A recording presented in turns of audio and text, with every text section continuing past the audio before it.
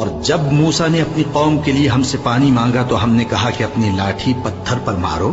انہوں نے لاٹھی ماری تو اس میں سے 12 چشمے پھوٹ نکلے اور تمام لوگوں نے اپنا اپنا گھاٹ معلوم کر کے پانی پی لیا.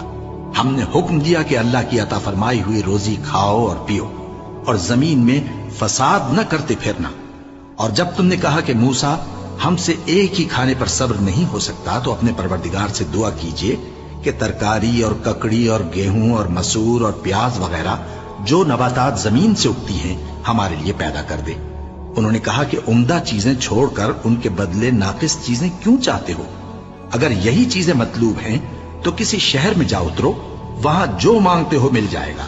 اور آخر کار ذلت و رسوائی اور محتاجی و بے نوائی ان سے چمٹا دی گئی اور وہ اللہ کے غضب میں گرفتار ہو گئے. یہ اس لیے کہ وہ اللہ کی آیتوں سے انکار کرتے تھے اور اس کے نبیوں کو ناحق قتل کر دیتے تھے، یعنی اس لیے کہ نافرمانی کیے جاتے اور حد سے بڑھے جاتے تھے. اور اس نے آدم کو سب چیزوں کے نام سکھائے، پھر ان کو فرشتوں کے سامنے کیا اور فرمایا کہ اگر سچے ہو تو مجھے ان کے نام بتاؤ.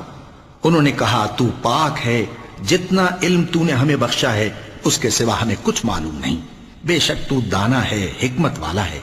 تب اللہ نے آدم کو حکم دیا کہ آدم تم ان کو ان چیزوں کے نام بتاؤ.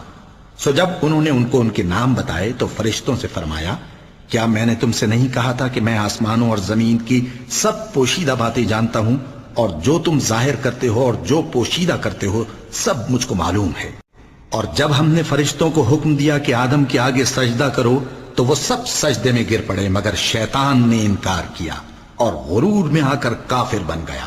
اور جب تم عورتوں کو 2 دفعہ طلاق دے چکو اور ان کی عدت پوری ہو جائے تو انہیں یا تو حسن سلوک سے نکاح میں رہنے دو یا بطریق شائستہ رخصت کر دو، اور اس نیت سے ان کو نکاح میں نہ رہنے دینا چاہیے کہ انہیں تکلیف دو اور ان پر زیادتی کرو، اور جو ایسا کرے گا وہ اپنا ہی نقصان کرے گا. اور اللہ کے احکام کو ہنسی اور کھیل نہ بناؤ.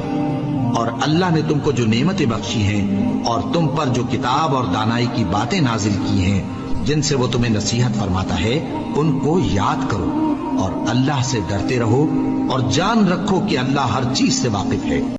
جو لوگ سود کھاتے ہیں وہ قبروں سے اس طرح حواس باختہ اٹھیں گے جیسے کسی کو جن نے لپٹ کر دیوانہ بنا دیا ہو.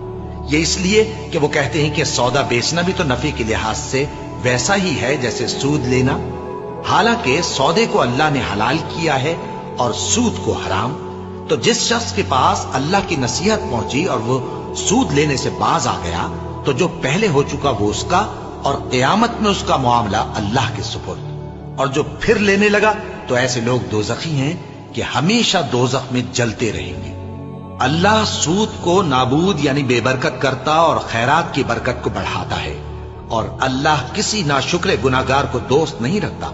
جو لوگ ایمان لائے اور نیک عمل کرتے اور نماز پڑھتے اور زکوٰۃ دیتے رہے ان کو ان کے کاموں کا صلہ اللہ کے ہاں ملے گا، اور قیامت کے دن ان کو نہ کچھ خوف ہوگا اور نہ وہ غمناک ہوں گے.